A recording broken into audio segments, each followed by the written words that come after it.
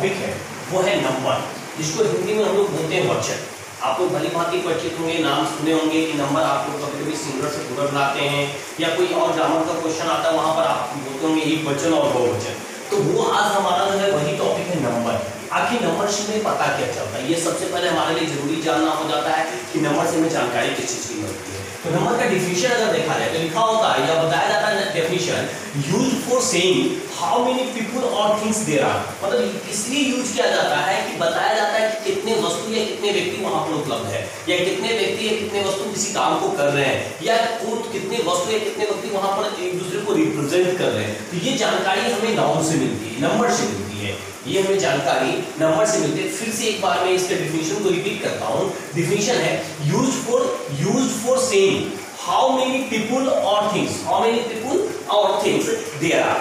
ठीक है, अब आते हैं kinds of noun. Kinds of noun में आप लोग पढ़े होंगे कि दो तरह के होते हैं, पहला होता है सिंगुलर नंबर और दूसरा होता है plural number. Kinds of number में अगर आए तो पहला सिंगुलर नंबर होता है और दूसरा प्लूरल नंबर होता है। तो सिंगुलर नंबर हमें क्या बताता है, denotes one person or thing. ये एक व्यक्ति या एक वस्तु के बारे में बताता है, एक वस्तु या एक व्यक्ति के बारे में बताता है। इसका एग्जांपल हो जाएगा काउ, डॉग, वाइट, जो सिंगुलर एक। Plural number denotes more than one person or thing, more than one person or thing को अगर डिनोट्स कर रहा तो प्लूरल नंबर में आएगा, example cows, dogs, white, etc। ठीक है, अब आते हैं how to change singular to plural. हम लोग कैसे चेंज करते हैं सिंगुलर से प्लूरल में, ये हमारे लिए जानना जरूरी हो जाता है, क्योंकि ग्रामर में इसी तरह के प्रश्न आते हैं। सिंगुलर दिया हुआ रहेगा, आपको उसे प्लूरल में करना होगा। ठीक है, इसके बहुत सारे नियम हैं। आज हम लोग कुछ नियम की चर्चा करेंगे, फिर अगले वीडियो में हम लोग और कुछ नियम की चर्चा करेंगे। ठीक है, यहाँ तक मेरे ख्याल से आपको समझ गए होंगे कि नंबर ये used for saying how many people और थिंग्स देयर आर, मतलब नंबर से हमें ये पता चलता है कि वहां पर कितने वस्तु और कितने व्यक्ति हैं। ये दो प्रकार के होते हैं, पहला सिंगुलर नंबर जो डिनोट्स करता है वन पर्सन और वन थिंग को, और दूसरा प्लूरल नंबर जो डिनोट्स करता है मोर देन वन पर्सन और थिंग्स को। जब हम लोग चेंज करते हैं तो सबसे पहला नियम जो हमारा है कि अगर सिंगुलर नंबर कुछ ऐसे वर्ड्स हैं जिनके कुछ ऐसे नाउन्स हैं जिनके अंत में सिर्फ एस अगर हम जोड़ दें तो वो प्लूरल हो जाते हैं। कुछ ऐसे नाउन्स हैं जिनके अंत में अगर हम एस जोड़ देते हैं तो वो प्लूरल हो जाते हैं। जैसे एग्जांपल यहाँ पे दिया हुआ है बॉय, तो boys, pen, pens, table, tables, cat, cats and urns, etc। ये बहुत सारे एग्जांपल इसमें आते हैं जिसमें अगर हम सिर्फ एस जोड़ दें तो ये हमें प्लूरल फॉर्म में मिल जाते हैं नाउन। दूसरा है कि अगर सिंगुलर नाउन के अंत में, ध्यान से इस चीज को सुना जाए, अगर सिंगुलर नाउन के अंत में CH, SH, SS, SO या X, फिर से मैं रिपीट कर रहा हूं कि अगर सिंगुलर नाउन के अंत में CH, SH, SS, SO या X हो तो उसमें ES जोड़कर प्लूरल बन जाता है। एग्जांपल हमें आप देख लें, बेंच अंत में CH है, इंच अंत में CH है, ब्रांच अंत में CH है, क्लास अंत में SS है। तो इन सब में जब हम ES जोड़ते हैं तो ये प्लूरल बन जाते हैं। जैसे बेंच का बेंचेज, इंच का इंचेज, ब्रांच का ब्रांचेज, क्लास का क्लासेज। ठीक है, इसका एक्सेप्शन याद रखिएगा, जो नियम होता है उसका हर नियम का कुछ ना कुछ एक्सेप्शन होता है, और वो भी जानना हमारे लिए जरूरी होता है, क्योंकि कभी-कभी एग्जाम में क्वेश्चन जो है एक्सेप्शन से ही ज्यादा आ जाते हैं। दो एक्सेप्शन में यहाँ पे लिखा हूँ, स्टोमक और मोनार्क। स्टोमक और मोनार्क, इसका यह स्पष्ट ये है कि अंत में CH है दोनों में, लेकिन दोनों में CH का उच्चारण क हो रहा है, तो उस परिस्थिति में क्या करेंगे, सिर्फ हम S लगाएंगे। ये दोनों एक्सेप्शन जो है इसमें कि इसको प्लूरल बनाने के लिए सिर्फ और सिर्फ हम S का प्रयोग करेंगे। ठीक है, अब आगे आते हैं। तीसरा पॉइंट हमारा क्या है कि अगर नाउन के अंत में Y हो, अगर नाउन के अंत में Y हो और Y से पहले वॉवेल हो, अगर नाउन के अंत में Y हो, ये ध्यान रखेंगे, और नाउन के अंत में क्या हो, Y हो, और Y से पहले क्या हो, वॉवेल हो, तो S जोड़कर हम उसको प्लूरल बनाते हैं। जैसे boy, boys, twice, raise, keys, bays, etc। अगर Y हो और Y से पहले क्या हो, वॉवेल हो, तो हम सिर्फ क्या करेंगे, S जोड़ेंगे। अब इसका भी एक एक्सेप्शन है। क्या एक्सेप्शन है कि Y हो लेकिन Y से पहले कॉन्सोनेंट हो, Y हो और Y से पहले कॉन्सोनेंट हो, उस परिस्थिति में Y को हटा दिया जाता है। उस परिस्थिति में हम क्या करते हैं, Y को हटा देते हैं और IES लगाते हैं। Y को हटाकर हम IES का प्रयोग करते हैं। जैसे यहाँ पर देखेंगे बेबी, बच्चा, तो बेबीज, बच्चे, body, bodies, lady, ladies, etc। ठीक है, पहला क्या देखें कि अगर अंत में y हो और y से पहले अगर वॉवेल हो तो सिर्फ और सिर्फ हम s का उपयोग करेंगे। लेकिन अगर अंत में y हो और y से पहले कॉन्सोनेंट हो तो उस परिस्थिति में y को हटाकर हम IES का उपयोग करेंगे, y को हटाकर IES का उपयोग करेंगे।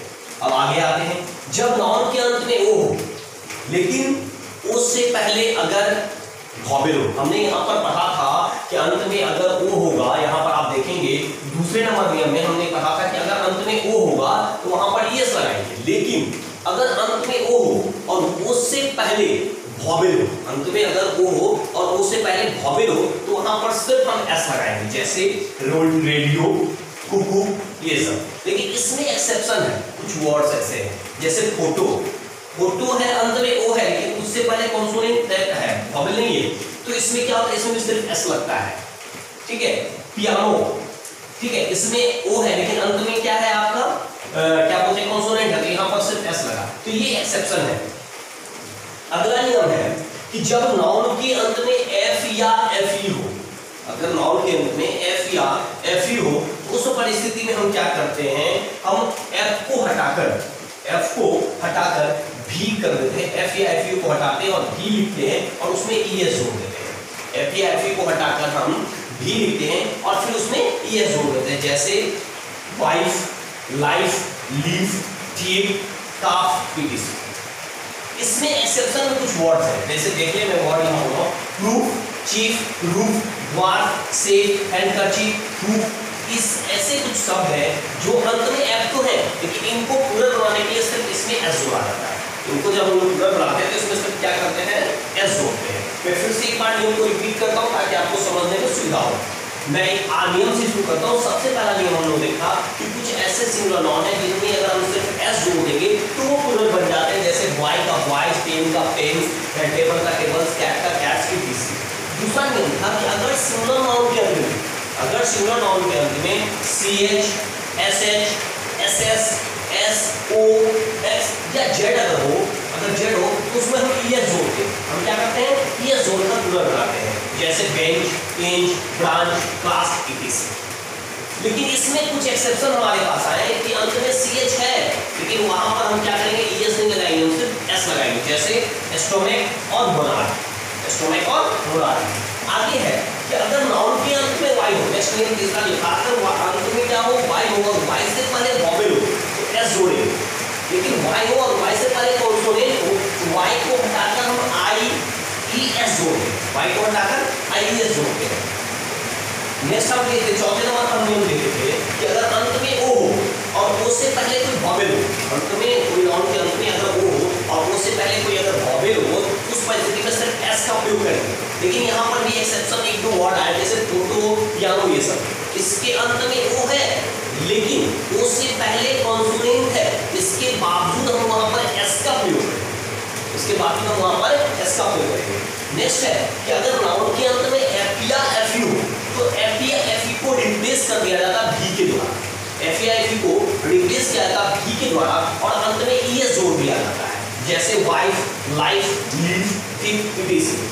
लेकिन इसमें कुछ एक्सेप्शनल वर्ड है, जैसे proof, chief, roof, Wharf, safe, handkerchief, hook, etc। इनको जब हमें पूरा बनाना होगा तो सिर्फ और सिर्फ एस का प्रयोग करेंगे। आई होप कि आज जो मैं 5 नियम बताया हूँ आप लोगों को समझ में आ गया होगा। अगली वीडियो में हम आपको और नियमों के बारे में बताएंगे, कुछ एक्सेप्शन के बारे में बताएंगे। कंटिन्यू रहे, आप जुड़े रहे मेरे से, सब्सक्राइब कर ले मेरे चैनल को और लाइक करते रहे। Thank you.